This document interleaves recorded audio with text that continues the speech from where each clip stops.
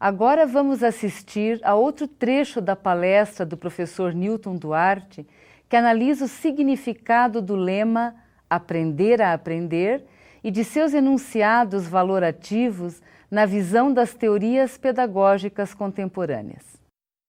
A ideia de que o conhecimento que o indivíduo constrói por si mesmo tem um valor educativo muito maior do que aquele conhecimento que o indivíduo adquire de outra pessoa.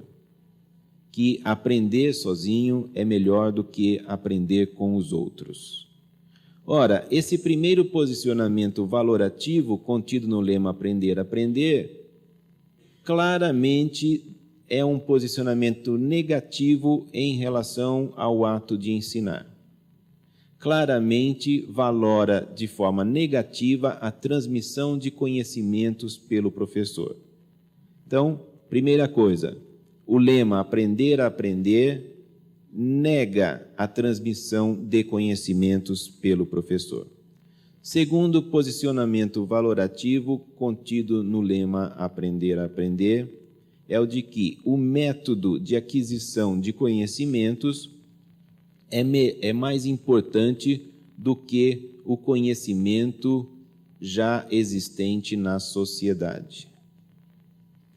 É a ideia de que é mais importante na escola a criança, o aluno, o adolescente, o jovem, adquirir um método por meio do qual ele busque o conhecimento por si mesmo, ou, se nós não falarmos em método, mas mais importante que seja formada nele uma atitude, ou para usar a linguagem mais atual, né, que ele adquira as competências necessárias para buscar por si mesmo o conhecimento. Esse segundo princípio valorativo está muito ligado ao primeiro. A diferença entre os dois é que nesse segundo há uma ênfase, enquanto que no primeiro a ênfase era é melhor aprender sozinho do que aprender com os outros, nesse segundo o processo de aprendizagem é mais importante do que o seu produto.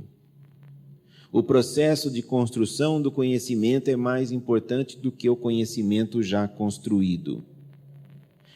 Ou, em termos epistemológicos, poderíamos dizer assim, o método científico é mais importante do que o conhecimento científico já existente na sociedade, já construído, já descoberto por pessoas que nos precederam.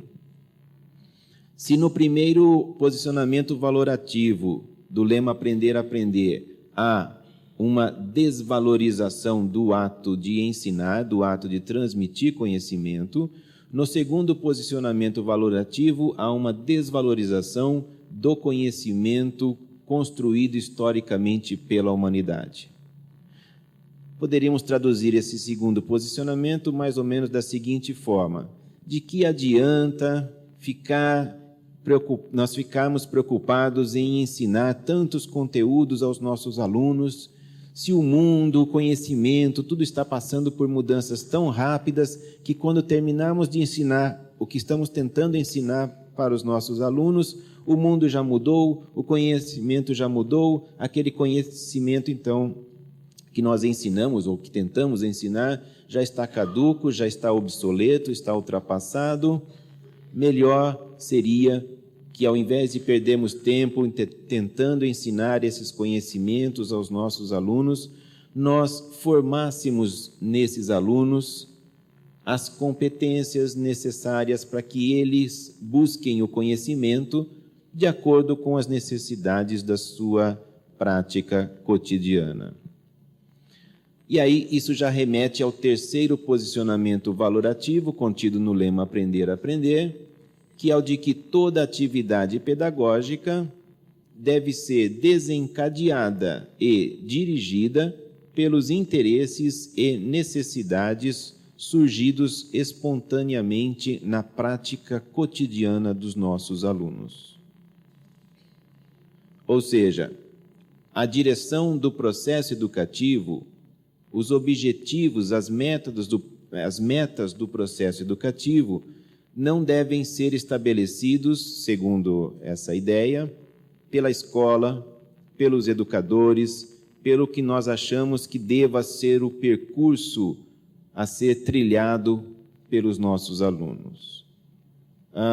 Os objetivos, as atividades, o programa de trabalho com os nossos alunos deveria ser construído a partir das necessidades e interesses espontâneos desses alunos. Qualquer tentativa de impor aos alunos uma atividade que não surgiu dos seus interesses próprios, das suas necessidades espontâneas, seria uma educação autoritária, seria uma educação que não produziria aprendizagens significativas. Por fim, esse terceiro princípio valorativo, o que ele contém de posicionamento negativo, diz respeito ao papel da escola, dos adultos, dos professores, o papel de dirigir a atividade educativa, de dirigir o trabalho de educação escolar.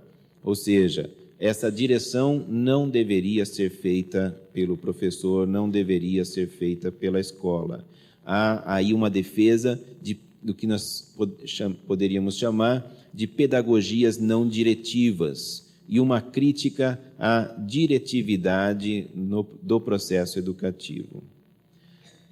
O quarto e último posicionamento valorativo contido no lema Aprender, Aprender é o de que o maior objetivo da educação seria o de formar indivíduos com grande capacidade adaptativa, com alto potencial de adaptação às exigências do momento em termos da sociedade que nós vivemos.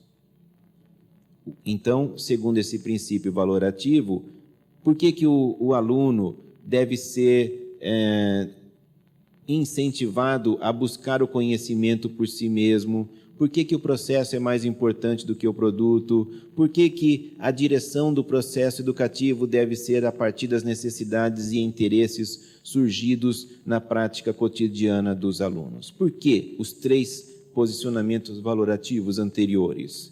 Porque, diz esse quarto, o objetivo da educação deve ser desenvolver nos alunos a capacidade de se adaptarem às exigências da sociedade.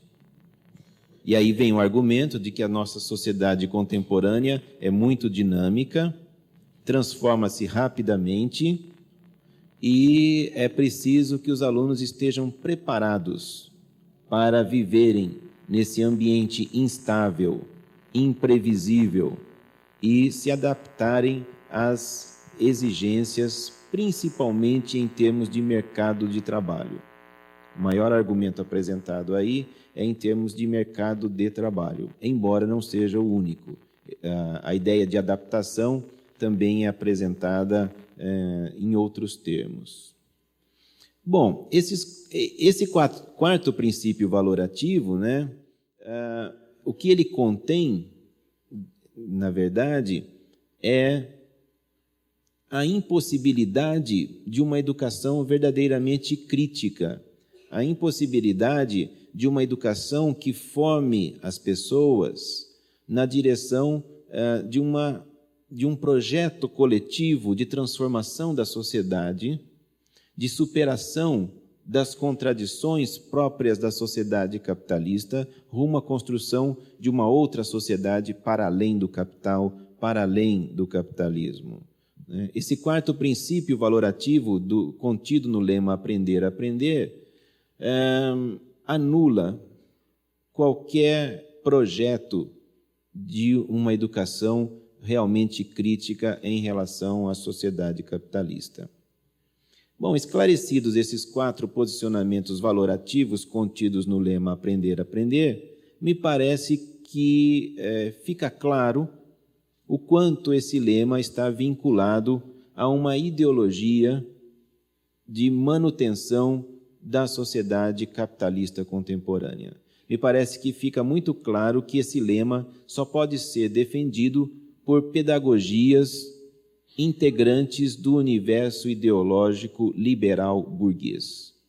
Uma pedagogia que se propõe a ser crítica, uma pedagogia que se proponha a defender os interesses da classe trabalhadora, não poderia, no meu entender, defender o lema aprender, aprender, e não poderia defender as ideias pedagógicas que esse lema sintetiza. Bom, esse lema, então, é o núcleo, é o centro das pedagogias contemporâneas. Nós estamos, na verdade, dominados, a educação está dominada pelas pedagogias do aprender, aprender. Não que não possam existir outras pedagogias, não que não possa existir a defesa de outras formas de pensar a educação que não as das pedagogias do aprender, aprender. Mas o que acontece é que essas pedagogias, as do aprender, aprender, são hegemônicas. Elas têm dominado a educação no mundo ocidental desde o início do século XX. Todo o século XX foi marcado pela presença dominante dessas pedagogias, de início pela vertente escolanovista e depois pelas outras vertentes, as outras teorias pedagógicas que foram surgindo como herdeiras, digamos assim, do escolanovismo. Bom, e as pedagogias contemporâneas, nós poderíamos dizer, eu penso, pelo menos, que as principais, como eu já citei, são o construtivismo, a pedagogia das competências, a pedagogia do professor reflexivo, a pedagogia dos projetos, que na verdade é uma derivação, né, da pedagogia escolanovista e da pedagogia das competências, mas vale assinalar a pedagogia dos projetos, e uma outra que eu chamaria de pedagogia multiculturalista. Poderíamos acrescentar outras pedagogias, mas eu diria que elas são menos pedagogias, né, tem menos o caráter de teorias pedagógicas e tem mais o caráter de expressão direta e descarada da ideologia burguesa na educação. Por exemplo, uma tal de pedagogia empreendedora, né? Essa pedagogia empreendedora, que é a tradução descarada da ideologia do empreendedorismo para a educação, nem é propriamente uma pedagogia, por isso talvez não valha a pena perder muito tempo na análise dela.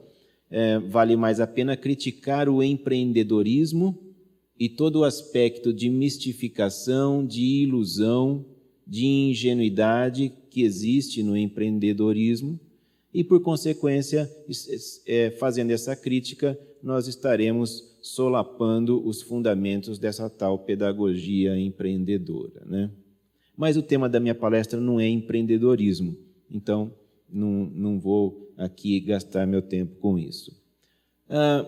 O construtivismo, sem dúvida, foi a grande pedagogia da década de 80, da segunda metade da década de 80, de toda a década de 90 no Brasil. Tornou-se a pedagogia oficial, né? Oficial porque está consubstanciada em muitas ideias contidas na LDB, porque está consubstanciada nos parâmetros curriculares nacionais, porque orientou a reestruturação de muitas redes estaduais e municipais de ensino, porque difundiu-se largamente entre os professores dos mais diversos níveis de ensino. Eu não estou dizendo que as pessoas, os educadores, conheçam aprofundadamente o construtivismo, não é isso. Tem gente que se diz construtivista e que nunca leu Jean Piaget. Então, na verdade, nunca estudou aprofundadamente o construtivismo, porque o pai do construtivismo é Jean Piaget. Então, o mínimo que se esperaria é um estudo sistemático e criterioso do autor principal de referência para o construtivismo. mas as ideias oriundas do construtivismo espalharam-se na educação. E essas ideias influenciaram em boa parte a educação brasileira ao longo de toda a década de 90. Embora o construtivismo tenha surgido das ideias do Jean Piaget, à medida que ele foi se ampliando como uma corrente educacional, foi acontecendo com o construtivismo o que acontece com toda corrente que se amplia dessa forma na sociedade capitalista. Ela acaba incorporando outras formas de pensamento, lógico que às custas, por vezes, das distorções dessas outras formas de pensamento para que elas sejam adaptadas à matriz, no caso aí, a matriz do construtivismo, né? É o que ocorreu, por exemplo, com o pensamento do psicólogo soviético Vygotsky. Vygotsky foi considerado por muitos aqui no Brasil como um pensador construtivista, que seria o que eles chamaram um socioconstrutivismo ou um socio-interacionismo. A maior parte daquilo que se escreveu sobre Vygotsky no Brasil durante as décadas de 80, 90 e a década que nós estamos agora, na verdade, não reflete o verdadeiro pensamento de Vygotsky, não reflete a sua teoria, mas reflete, isto sim, as ideias construtivistas que estão na cabeça das pessoas que leem Vygotsky. Portanto, elas leem Vygotsky de maneira construtivista. Elas escrevem artigos e livros sobre Vygotsky, só que nesses artigos e livros elas estão muito mais expressando as suas próprias convicções construtivistas do que sendo fiéis à teoria do Vygotsky. Foi isso que eu analisei naquele livro Vygotsky e o Aprender a Aprender. Então, Vygotsky não foi um autor construtivista, mas ele foi enquadrado, ele foi, digamos assim, ele passou por um processo de asepsia, ele passou por toda uma reforma das suas ideias para que ele fosse enquadrado entre os autores construtivistas. Então, nós temos o construtivismo na sua forma clássica, que é o construtivismo piagetiano, mas também nós temos o construtivismo nessa forma que poderíamos chamar de neo-vigotskiana, né, que para mim é mais pseudo-vigotskiana, né, que seria esse socioconstrutivismo, esse socio-interacionismo. Então, embora eu discorde da tese de que Vygotsky fosse construtivista, eu não posso negar que existem educadores que defendem o construtivismo em nome de Vygotsky. Então, embora Vygotsky não fosse socioconstrutivista, existe uma corrente dentro do construtivismo que pode ser chamada de socioconstrutivismo, socio-interacionismo, corrente essa que se utiliza do nome de Vygotsky e, por vezes, de outros psicólogos que trabalharam junto com Vygotsky. Outra corrente dentro do construtivismo é o construtivismo radical. Ele não foi muito divulgado aqui no Brasil, quer dizer, os principais autores desse construtivismo radical não foram muito divulgados aqui no Brasil, mas as suas ideias estão, de alguma maneira, foram difundidas por influência, né, do pós-modernismo na educação. Eu vou falar um pouco do pós-modernismo quando eu falar da pedagogia multiculturalista.